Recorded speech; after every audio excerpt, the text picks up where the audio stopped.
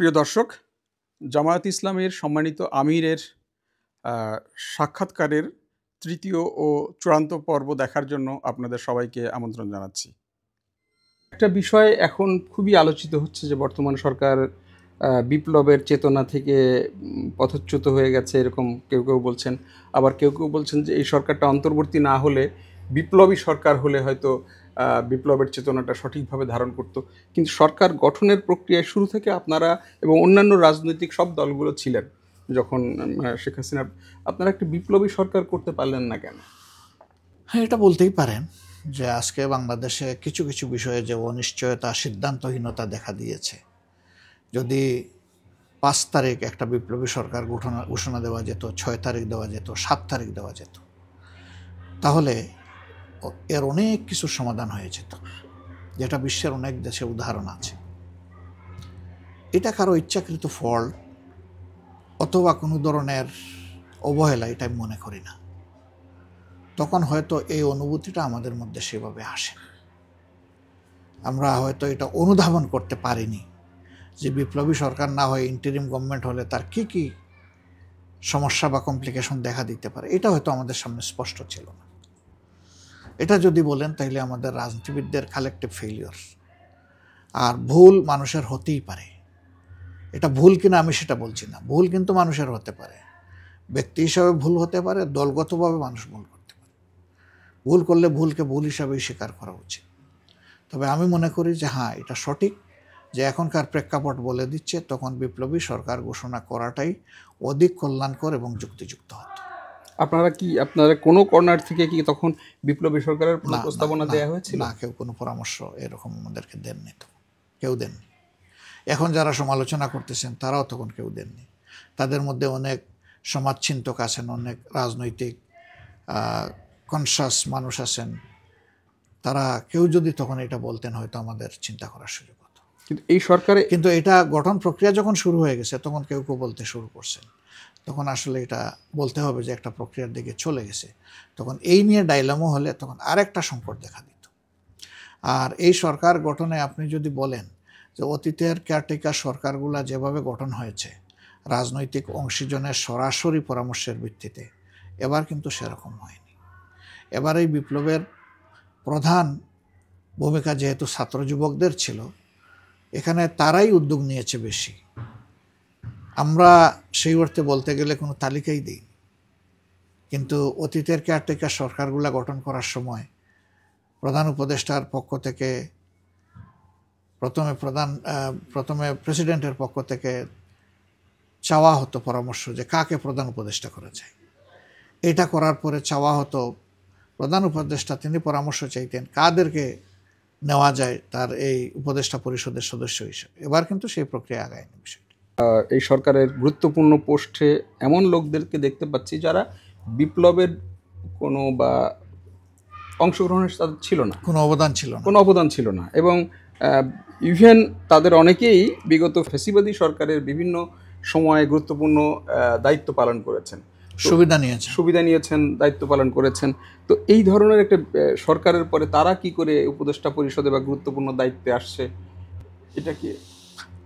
এটা সকলের ক্ষেত্রে না, কারো ক্ষেত্রে। আমি কারো ক্ষেত্রেই বলেছি। কেউ কেউ সক্রিয়ভাবেই আন্দোলনকে অবশ্যই সমর্থনও দিয়েছেন, আবার কেউ কেউ নিজেই ভিকটিম ছিলেন।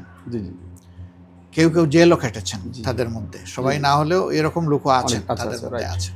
ফেসিবাদের হাতে সত্য কথা বলতে গিয়ে, মানবাধিকারের পক্ষে অবস্থান নিতে গিয়ে তাদেরকে জেলে অন্তরীণ হতে হয়েছে। তো এটাকে যদি একটা সমন্বিত প্রয়াস মনে করেন তাহলে সেখানে কিছু ব্যতিক্রম তো আছেই, এবং এই ব্যাপারে যাদের ব্যাপারে সমালোচনা এসেছে জবাব দেওয়ার দায়িত্ব তাদের।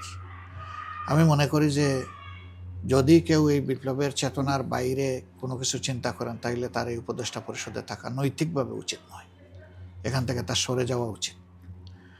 আর কেউ কেউ আছেন তাদের ব্যাপারে কিছু বিতর্ক আছে, আলোচনা সমালোচনা আছে। আলোচনা সমালোচনা নাই এমন কেউ নাই, আমরা কেউ আলোচনা সমালোচনার ঊর্ধ্বে না। কিন্তু দায়িত্বের গুরুভারের দিক বিবেচনা করলে ওই গুরুত্বপূর্ণ দায়িত্বের জায়গাগুলোতে যারা থাকবেন তাদের মধ্যে দুটা জিনিস সামনে রাখতে হবে। যে কোনো সমালোচনায় ভেঙে পড়লে হবে না, আবার সমালোচনা যদি যৌক্তিক হয় তাহলে এটাকে আমলে নিতে হবে। এটা আত্মসম্মানবোধের দাবি। আমলে নিয়ে কেউ চলে যেতে পারেন, আর সংশোধন করার মতো কোনো বিষয় হলে সংশোধিত আমি হওয়া এই উচিত। রিলেটেড আরেকটা প্রশ্ন করতে চাই, সেটা হলো যে প্রশাসনকে নিউট্রালাইজ করা। আমি প্রশাসন মিন্স আমি সব ধরনের ব্যুরোক্রেসির কথা বলছি, পুলিশ ব্যুরোক্রেসি, সব ধরনের ব্যুরোক্রেসির কথা বলছি। কিন্তু আমরা দেখতে পাচ্ছি যে একটা বিপ্লবের পরেও যেই সরকার গঠিত হলো, সেই সরকার আগের যেই ফ্যাসিবাদের যারা গুরুত্বপূর্ণ বা ফ্যাসিবাদ সুবিধাভোগী না, যারা ফ্যাসিবাদ হতে সহায়তা করেছে, হ্যাঁ, এরাই তো মানে আসলে রাজনৈতিক দল তো তখন ছিল না। প্রশাসন লীগ আমরা বলতাম, অমুক লীগ তমুক লীগ, পুলিশ লীগ, এগুলো আমরা আপনারাই বলেছেন। তো সেই যে বলেছেন, তারাই আবার দেখা গেল নানা গুরুত্বপূর্ণ পদে বসে গেল। তো এই বিষয়টা কি আপনারা কথা বলতে পারলেন? দেখেন, এটা শুধু প্রশাসনে না, এটা সমাজের সর্বক্ষেত্রে, এমনকি সাংবাদিকতার জগতেও। আপনি কি অস্বীকার করতে পারবেন? জি জি, অবশ্যই পারবেন না তো। কারণ শেষ এক সপ্তাহের ভিতরেও কোনো কোনো মিডিয়ার এমন বিতর্কিত ভূমিকা ছিল যেটা গোটা জাতিকে কষ্ট দিয়েছে। তো তারাও আছে তো ঠিকই। তো সব জায়গায় কিন্তু এই সমস্যা আছে। এখন আমি আগেই বলেছি যে এই সরকার তাদের দায়িত্ব নেওয়ার পরে যদি আমরা সবাই ইতিবাচকভাবে তাদেরকে সাহায্য করতাম, অনেক কাজ খুব সহজে করা যেত। কিন্তু দেখা অদেখা অনেক কিছু, অনেক ইন্টারফেয়ারেন্স হচ্ছে, যেগুলো আপনারা বুঝতে পারছেন, সমাজের সবাই বুঝে এগুলো। এই সমস্ত ইন্টারফেয়ারেন্সের কারণে অনেক সমস্যারই ঝুলে থাকলো। আবার কিছু সংস্কারের দাবি প্রত্যাশা সমস্ত জনগণের, সেটাও কিন্তু খুব স্মুথলি আগাচ্ছে না, কিন্তু এটাও বারে বারে বাধাগ্রস্ত হচ্ছে। তো সব মিলেই আমরা জাতি হিসাবে আমাদের আরও আত্মপর্যালোচনা করার দরকার, যে 15.5 বছরের ফ্যাসিবাদী শাসনে আমরা ওইটা দেখে এবং ওইটার মর্মজ্বালা উপলব্ধি করে ভোগ করে আমরা শিখলামটা কি। আমি বলতে চাচ্ছেন যে ফ্যাসিবাদকে প্রলম্বিত করার জন্য এবং ফ্যাসিবাদ প্রতিষ্ঠিত করার জন্য ভারতের ভূমিকা আছে, কিন্তু বিপ্লবের পরে সব রাজনৈতিক দলগুলোই ভারতের সাথে সুসম্পর্ক তৈরির ব্যাপারে একটু আমার মনে হলো যে খুব মানে তাড়াহুড়া করছে। আমার মনে হয় না, এটা পত্রিকাগুলা করতেছে। এখন বলবেন আমরা কিভাবে করলাম? আমরা বক্তব্য দিই এক ধরনের, আপনারা তুলে ধরেন আর এক ধরনের। গতকালকের একটা বলি, গতকালকে আমি রাজশাহীতে বলেছি যারা শহীদ হয়েছে তাদেরকে আমরা দলীয় পরিচয়ে পরিচিত করতে চাই না। আর যদি বলেন সবাই আমাদের, সবাই মানবতাবাদীদের, সবাই ফ্যাসিবাদ বিরোধীদের, এগুলা কিচ্ছু না লেখে একটা চ্যানেল সে কাটপিস করে উঠিয়ে দিল যে 24-এ যারা শহীদ হয়েছে সকল আমাদের জামাত আমির। বলেন, আমার প্রতি ইনসাফ হইল? আমার আপনার আরো একটা কথা খুব আলোচিত হয়েছে, সেটা হলো যে বাংলাদেশের দুইটি রাজনৈতিক শক্তি দেশপ্রেমিক, একটা জামাত ইসলামী, একটা সেনাবাহিনী। ওইটাও আমি বলি নাই। আমি বলেছি যে দেশপ্রেমিক সেনাবাহিনীকে আঘাত করা হয়েছে এবং পরীক্ষিত রাজনৈতিক শক্তি জামাত ইসলামীকে আঘাত করা হয়েছে। ওই মিডিয়ায় আপনারা দয়া করে আরো সুন্দর করে লিখে দিয়েছেন যে জামাত বাংলাদেশের একমাত্র দেশপ্রেমিক শক্তি। This is media which made us such hero or zero. Allah knows best. আচ্ছা, আরেকটা আপনি কি মনে হয় যে এত বড় একটা ফ্যাসিবাদী, এত বড় একটা মানে এত রক্ত, মানে যে প্রায় 1000 লোকের শহীদ, প্রায় 10,000 লোক আহত হওয়া, এত বড় মানে ইয়ের পরেও এত দ্রুত আওয়ামী লীগকে আমরা আবার কথা বলতে শুনছি, এটা কি মানে মানে আমাদের রাজনৈতিক দলগুলোর অনেকের সুযোগ নিয়ে তারা এত দ্রুত ফিরে আসার চেষ্টা করতে পারছে? আপনি বলতেই পারেন। জনগণের প্রত্যাশা ছিল যে যেভাবে ছাত্রলীগকে ফ্যাসিজমের কারণে নিষিদ্ধ করা হয়েছে, তাদের মাদার অর্গানাইজেশন এর আগে নিষিদ্ধ হবে। কারণ ছাত্রলীগ কি আওয়ামী লীগকে বাদ দিয়ে নাকি? ছাত্রলীগ তো দেশ শাসন করে নাই, দেশ শাসন করেছে আওয়ামী লীগ, দুঃশাসন চালিয়েছে আওয়ামী লীগ। তো ছাত্রলীগ নিষিদ্ধ হওয়ার আগে তো আওয়ামী লীগ নিষিদ্ধ হওয়ার কথা। তো সেই পয়েন্টে তো আমরা একমত হতে পারলাম না। আরও তো বহু পয়েন্টে আমরা একমত হতে পারলাম না। আমরা জনগণের সাথে একমত হলেও আপনি যদি একমত না হন তখন তো ঐক্যমত তৈরি হবে না। এটা সুযোগ যদি নিতে পারে তারা, তবে আমি যেটা বিশ্বাস করি অত সহজ না। কারণ যারা মারা গেছে, যারা অত পঙ্গু হয়ে কাতরাচ্ছে, তারা অত সহজে এই বিষয়গুলো ছেড়ে দেবে না। আর এই বাংলাদেশের কে ফ্যাসিজমের কবলে পড়ে নাই, কে ক্ষতিগ্রস্ত হয় নাই? সুতরাং আওয়ামী লীগ যাই করুক অত সহজ হবে এটা আমি মনে করি না। আচ্ছা, আগামী নির্বাচনে যেহেতু আওয়ামী লীগ এখনও নিষিদ্ধ না, আর আওয়ামী লীগকে যদি নিষিদ্ধ না করা যায় বা হয়, যেহেতু আওয়ামী লীগের আপনার মানে নির্বাচনে বয়কটের ইতিহাস খুব বেশি নেই, শুধু 88 সালে আমরা দেখেছি।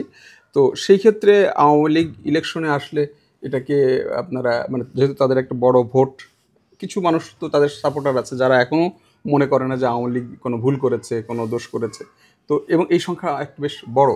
তো তাদেরকে আপনি এটাকে কিভাবে দেখছেন? যারা অন্ধ তারা তো কোনো অবস্থায় নিজের কোনো ভুল দেখবে না, দোষ দেখবে না, কিন্তু জনগণ তো অন্ধ না, জনগণের তো চোখ খোলা।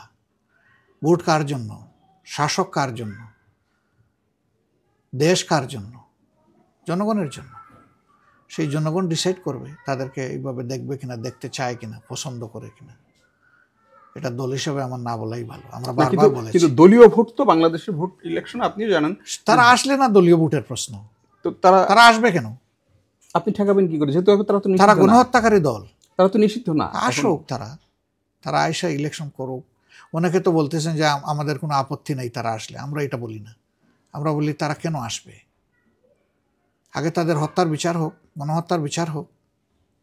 আগে দেখুক জনগণ কে এই দেশের সম্পদ লুণ্ঠনকারী আর কে এই দেশের মানুষের জীবন হরণকারী, আর এদেরকে চিনুক। তারপরে দেখা যাবে যে ওরা ইলেকশন করে কি করে না।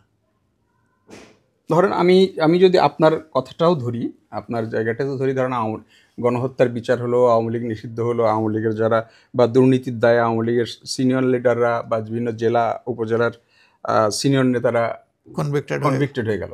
কিন্তু একটা জেলার আওয়ামী লীগের 6 নম্বর জয়েন্ট সেক্রেটারি বা 9 নম্বর ভাইস প্রেসিডেন্ট, তিনি ট্রাক মার্কা নিয়ে, লাস্ট ইলেকশন আমরা দেখেছি, ট্রাক মার্কা নিয়ে স্বতন্ত্রভাবে দাঁড়ালেন, যেহেতু সুন্দর ও সুষ্ঠু নির্বাচন হবে এবং আওয়ামী লীগের একটা ভোট ব্যাংক তো এদেশে আছে।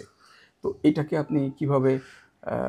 ট্রাক মার্কা তো একটা দলের এখন প্রতীক, কিন্তু না আমি বলছি ডাব মার্কা হতে পারে, গাব গাছ মার্কা হতে পারে। ট্রাক কিন্তু এখন গণ অধিকার, রাইট। আমি জাস্ট রাইট, সরি আমি ভুল বলেছি। আমি বলছি যে কোনো একটা মার্কা নিয়ে আসতে পারে, গাব গাছ মার্কা হতে পারে, দলের মার্কা না, একটা দলবিহীন একটা মার্কা নিয়ে তারা আসলো। রাইট। এসে তারা ইলেকশন করলো। এক জায়গায় ডাব, আরেক জায়গায় ধরেন উড়োজাহাজ, আরেক জায়গায় ফ্যান্টম, আরেক জায়গায় তাদের অবশ্য মার্কা গুলি হওয়া উচিত, তাদের মার্কা গুলি, বোম এগুলা হওয়া উচিত, আর কি মুগুর হওয়া উচিত, হেলমেট হওয়া উচিত তাদের মার্কা।